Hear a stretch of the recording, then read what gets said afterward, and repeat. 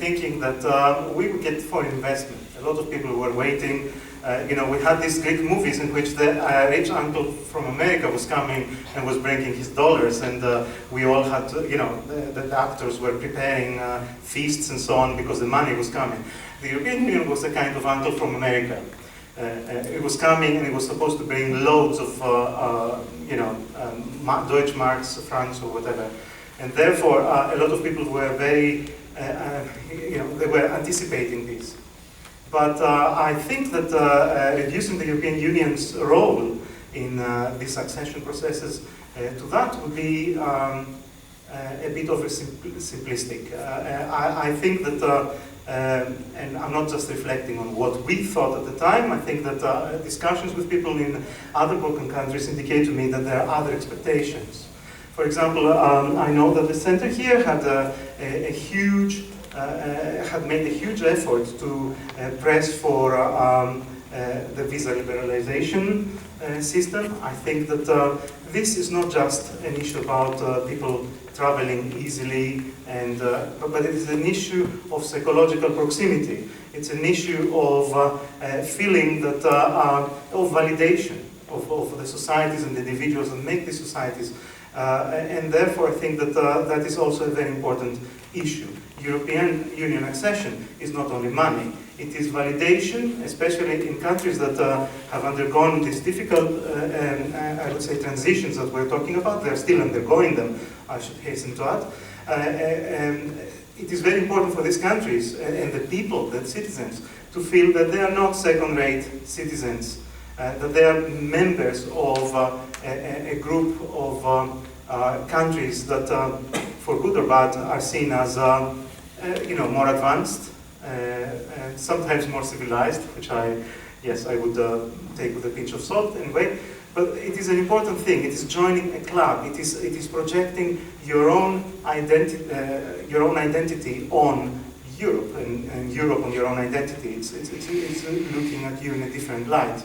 So I think that's very important as well, and I think that's what's happening in the Balkans today for many people. It is opportunities for, of course, a better life through investment and funding, which we know that may not be forthcoming. It is also a hope that there will be a change, symbolic, but also, I think, a change that will provide further dynamics for a lot of things that people want to happen, and they're happening painstakingly slow. Now, in the case of Greece, we had another reason, and I think I can relate this to a lot of conversations I had in Serbia, in Macedonia, in Montenegro as well.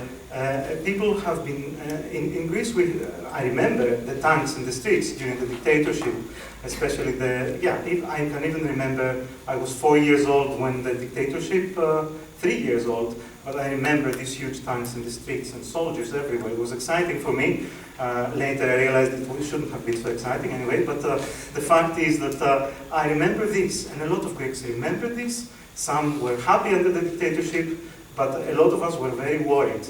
In 1979, the moment that Valéry Giscard d'Estaing arrived and signed this treaty, a lot of us sighed with relief. We thought that this was a moment that allowed us to feel more secure, that the tanks would not get out in the streets again.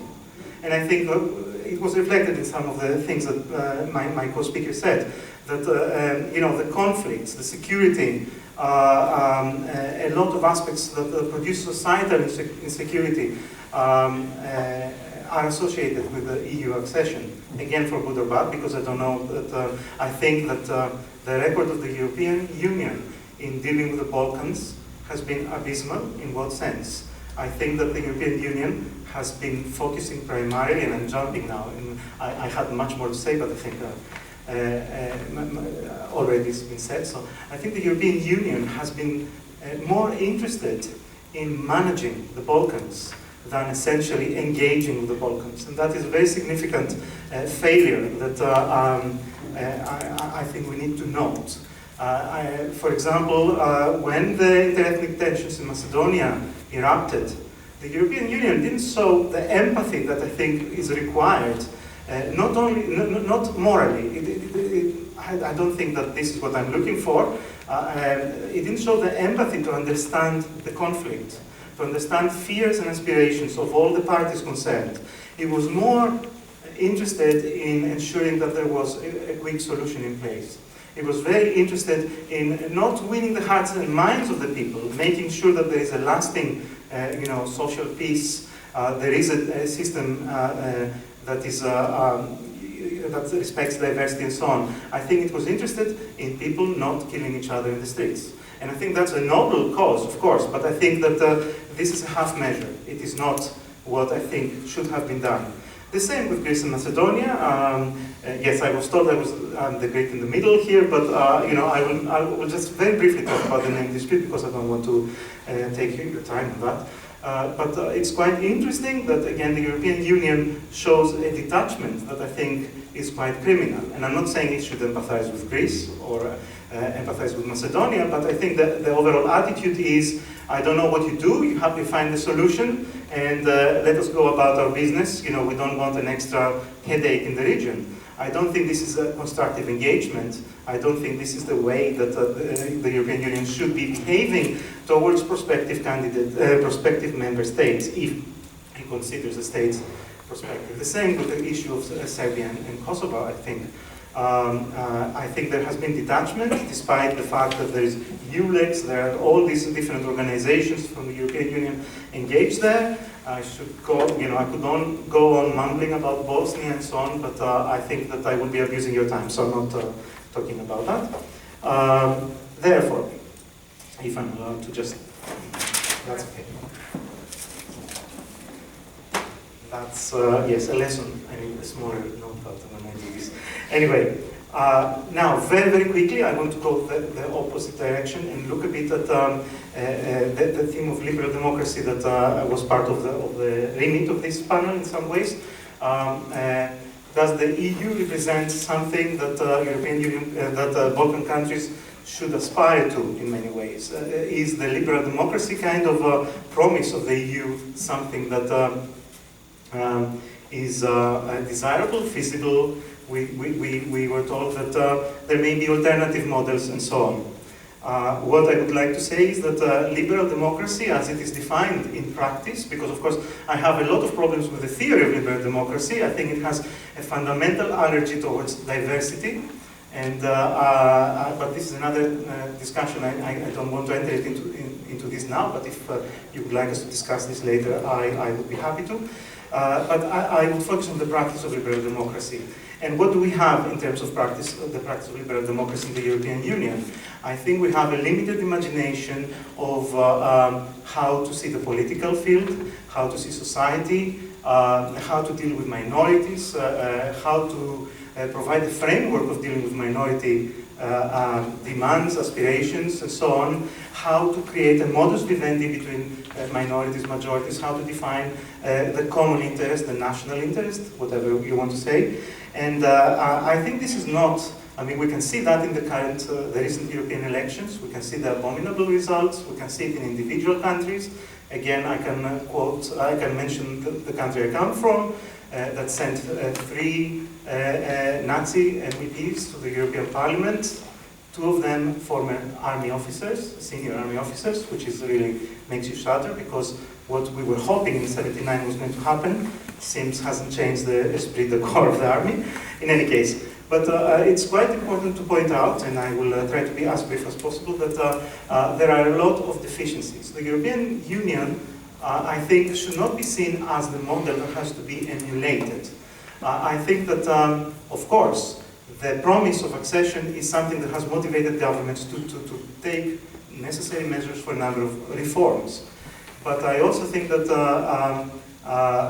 these reforms, in many ways, are too little, and sometimes, we are in danger of seeing them being too late. I think that the countries of the Balkans, and I don't want to homogenize them, and I don't want to speak about Balkan exceptionalism. Yes, I'm allergic to this word, but in any case, the countries have their own distinctive challenges that they're facing. Macedonia has, of course, the barrier of Greek and to some extent Bulgarian refusal to facilitate its further integration into the Euro-Atlantic structures. Some people may not necessarily think this is a disaster, but I'm trying to pose this. There is this animosity from two neighbors, and possibly three. I don't want to enter into that. It had its own, I would say, melting point some years ago when we had inter-ethnic conflict. Kosovo is a country that is in many ways in some sort of limbo. It is independent, it is not independent, it is invited to meetings, it's not invited to meetings, and so on. Bosnia is facing agonizing choices about the future, continues, I would say, cold shoulders from the European Union and so on, so that's another issue. All countries have issues with minorities, and in many ways these issues have also been exacerbated by conflicts and wars. And therefore I think that instead of waiting for the European Union to give its non-empathetic support towards resolving these issues, it is urgent, absolutely urgent for these societies to start working towards really finding their own internal modus vivendi between majorities and minorities, to develop frameworks of coexistence, of understanding each other. And I think that quite often just adjusting to the acquis communautaire hasn't worked very much. We have payment of lip service to respecting diversity, but we don't have this in practice. We can see that, for example, in Greece, Greece denies the existence of minorities, denies the right to speak the language, to use their own names in many ways. In Macedonia, I think Ohrid, which I think was a positive development, is a very problematic framework at the moment for coexistence, and I can continue with other countries. So I think this is one of the major issues that these countries are facing. The last point I want to make is that what is also possibly related with that, but I think it has to do with a deeper political culture that has entrenched itself over many years.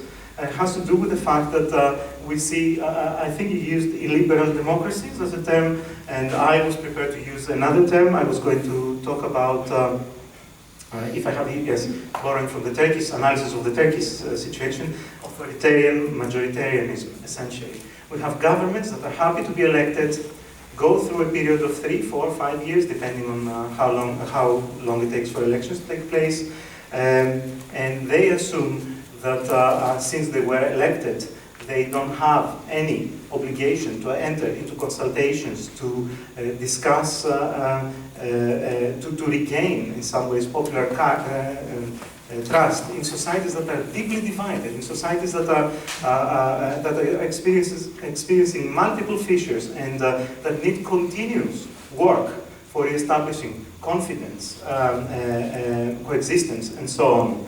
An example that I was trying to find on the internet, the actual instance, an example that worries me quite a lot is that also some of these countries emulate each other now. So, for example, some time ago, the Prime Minister of Macedonia wrote to Dunja Mijatovic of the OSCE, responsible for the issues of freedom of the press and so on, and complained in very strong tones about the OSCE castigating Macedonia for its treatment of the press and the lack of freedom. And 3 days ago, I had written my notes, I wasn't prepared to mention that because I didn't know about it. Yes, Mr. Vucic wrote a letter that could have been copied, a similar, identical letter to the same person, complaining about the very same issues and arguing that Serbia has, diverse media, it's got a lot of media, and therefore that's it, they should be. We can see this kind of undemocratic emulation that I think is a very worrying trend, and I think that it's creating a regional culture of, I would say, what I mentioned before, essentially authoritarian majoritarianism. I have much more to say, but I think I'm abusing the time, so thank you very much. I think that's of the topics of this panel was what significance the Balkan experience could have for other regions in the world or in Europe, but probably we are just sharing our experience among ourselves, as your last point showed. Thank you, Professor Sofos. Thank you all panel participants for more or less keeping to the time limit. Now I invite the audience for questions. I think we have time for 1 to 2 rounds of questions. So, yeah, Ina Nuruma. I think it's fine. This is Ina Nuruma from Istanbul Bilgi University. Yes, and I'll ask basically to everyone. You were always, in all the analysis, you just portrayed a trajectory in which there were changes. But there was one big global change. There was a global economic crisis started in 2008, and nearly all of you refrained from naming that crisis and its effects. It can be non-intentional, no problem at all, but I just wonder whether it's intentional. And in any case, what are the effects or influences of this global economic crisis in all the changes that you mentioned regarding Balkans, EU, and EU-Balkan relations? Thank you. Thank you. Maybe we can have another one or 2 more, and then we go back to the panel.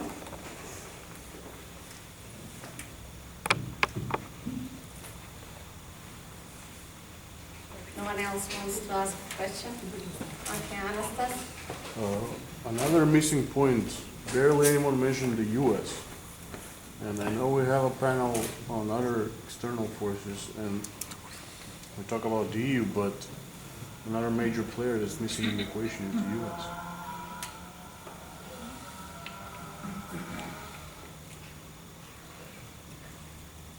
Anyone else? Okay, who wants to start first? The financial crisis and its effects, and the US as an external player. Well, I'll remind you, I did speak a little bit about it. I mean, not at length, but I did refer to it as not only in terms of the Balkans, but also just in terms of the whole Europe.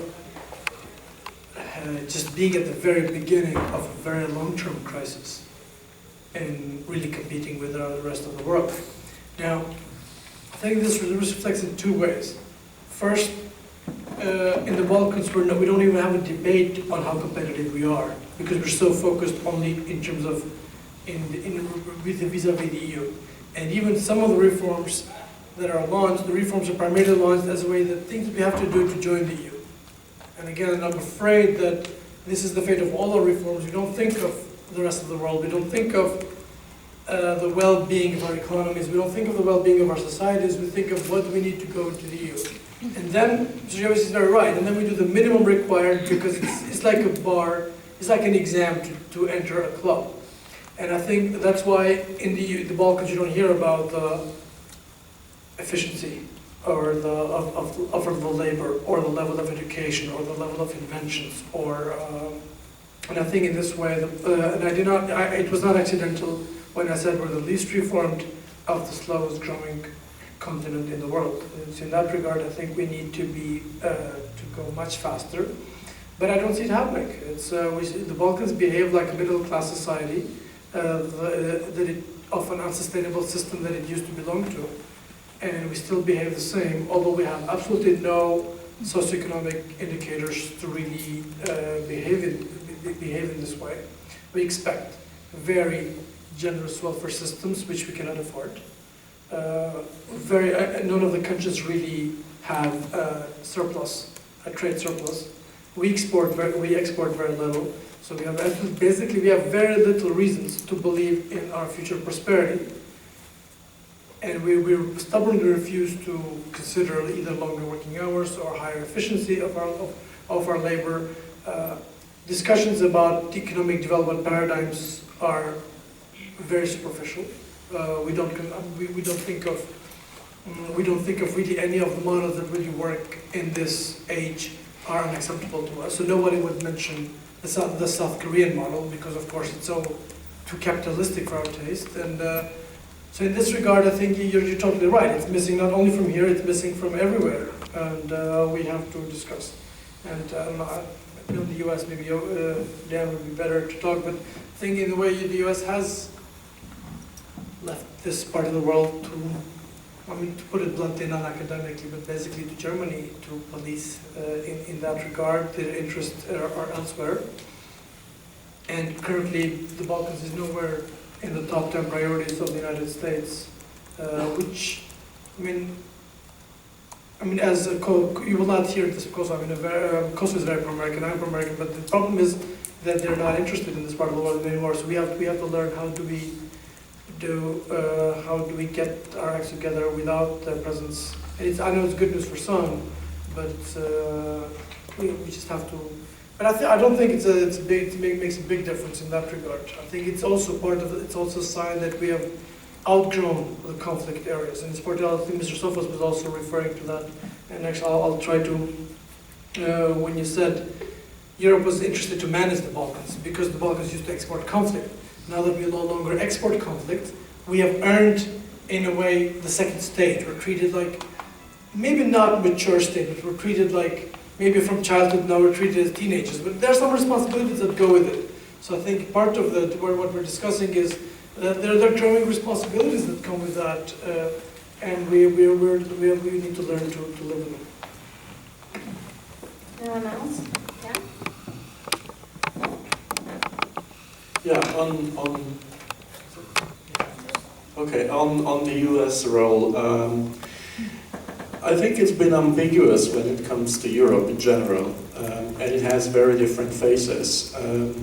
For example, the Cold War was about joint American and Soviet supervision of Europe, within which the European Union, at that time European Community, had only very limited, rather symbolic role. And the supervision was needed because Europe was the dark continent, as Mark Mazauer calls it in the title of his book. Europe was the cradle of incredible atrocities that had inflamed 2 world wars. The whole world flew twice, in fact, in the 20th century. It was also the birthplace of ideologies, which were imperialism and Nazism and communism, or extreme left and right. And I think the conclusion of all this difficult 20th century for the United States in particular, but also to a degree the Soviet Union at that time, which was the biggest victim of the Second World War and with the highest, the most significant contribution to its ending, was that the European nations should not be trusted and it should not be allowed to be completely independent. And the whole project of the Cold War was about limiting sovereignty of European nations, because European nations, when they are really sovereign, or too sovereign, should I say, are dangerous. And I think that's the basis for having 2 Europes and 2 Germanys and many other arrangements within the European continent during the Cold War. Now, with the ending of the Cold War, we had the removal, although not complete, of course, Soviet Union, which collapsed, sending a message of fear to all states, because if Soviet Union can collapse at any state, then any state can collapse, in fact. Therefore, anyone has the reason to fear for its existence. If the superpower can, then everyone else can collapse as well. But also to a degree of America. And if you remember debates, or I've read debates on whether NATO should continue, whether America should have any presence in Europe back in 1990, 1991, majority of the American public opinion would be for complete withdrawal, which would have probably happened had it not been for the Balkan, that is, post-Yugoslav crisis, or at least it would have happened in a different way. I mean, that crisis had saved NATO in a way, and gave NATO the right, the reason or justification after the Cold War. And then, however, with the ending of this crisis in 1995 onwards, America was again, kind of not completely withdrawing, but limiting its presence to certain points. And here we are. If anyone just yesterday from the terrace, we could see how big the American presence here is symbolically. But it's also in Kosovo, but it's also in Bosnia-Herzegovina, where Dayton would not have been possible without American direct involvement. And therefore America is present in this part of the world, actually more than anywhere else, I would say, in Europe. Now, however, at the same time, it gave Europe a chance. And it said, okay, look, we don't need to police the Soviets in us or Russians in us. If you can do it successfully, that is the European Union. And therefore, America has really had an ambiguous position because it is a competitor, it is a replacing power in the moments of crisis, or intervening power in the moments of crisis, but it's never completely withdrawn. So what I see now really is with this Russian involvement getting stronger, I see also a potential for America coming back to Europe. I mean, we had Barack Obama's visit to Poland and messages he issued there, and the importance of NATO and so on, strategic importance. And that would mean that actually European Union is losing again some of its importance in the European continent. And that's what I'm actually, now, where can this be reflected? Well, of course, obviously, Eastern neighbors. But we shouldn't forget that the Western Balkans are not yet part of the Western structures completely. And if there is no clear promise, or actually not more than promise, if there is no action to take them into the Western structures as soon as possible, even along the same actually lines with Greece, Spain and Portugal. I mean, who asked Greece in this time whether it would satisfy all democratic criteria? And who asked Portugal, even as a dictatorship, to be a member of NATO? It was as dictatorship member of NATO, because it was strategically important. And that was the Cold War structure. And now all of a sudden we were completely taken over by this liberal idealism, should I say, utopianism, idealism. I mean, this is the international relations theory vocabulary, yeah, which is they need to change values, they need to kind of change consciousness, they need to become like us, they need to assimilate, to copy-paste it, conditionality as copy-pasting actually system. Yeah? I think we should, if we are serious in the serious normal world, we should get more realistic. And realism means, if you have a chance to expand politically, economically, security-wise elsewhere, then you do it. Just do it. This is just this Nike policy. Just do it. Don't ask too many conditions. If you have a chance, if they want it, if you want it, take them into the European Union, without asking idealistic demands, really. And sometimes people commenting or criticizing this proposition I have, they say this is idealism. No, it's realism. And I think its idealism is on the other side, expecting that they will change dramatically. It has not happened to Romania, Bulgaria, and to Croatia. It has not happened to Greece, even to Spain and Portugal all that much. Why would it happen to Bosnia, Macedonia, Serbia, and Kosovo? It would not. And there is no evidence that the countries that have gone through a very long accession process are getting better at the end. Actually, the shortest, actually, the accession process lasts. The countries join the European Union as better countries. Yesterday we saw statistics on how much they improved. But they improved because they were members. And those of us who were not members, we did not improve. Therefore, this statistics presented by Gerald yesterday is actually very much supportive of taking them in, rather than leaving them outside. And if we leave it, would Bosnia-Herzegovina be better if we take it in front of the doors, if we leave it in front of the doors? Or worse? So why don't we just take risk? What is Europe afraid of? The 19 million people, 6 countries, whatever. If we were flirting with Ukraine and with Turkey, why don't we just do it?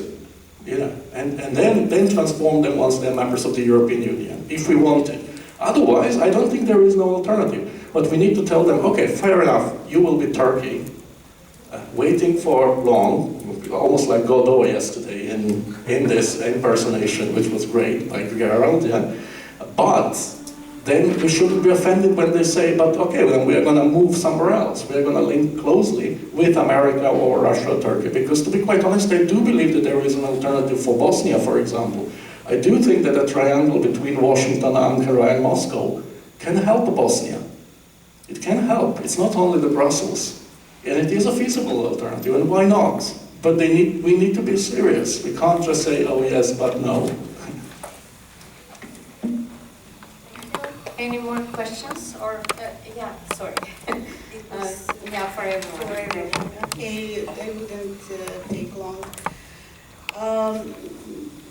this is a note for the organizers. I think it would have been better if we started with this global picture, and then we would have taken the global economic crisis and everything else into account.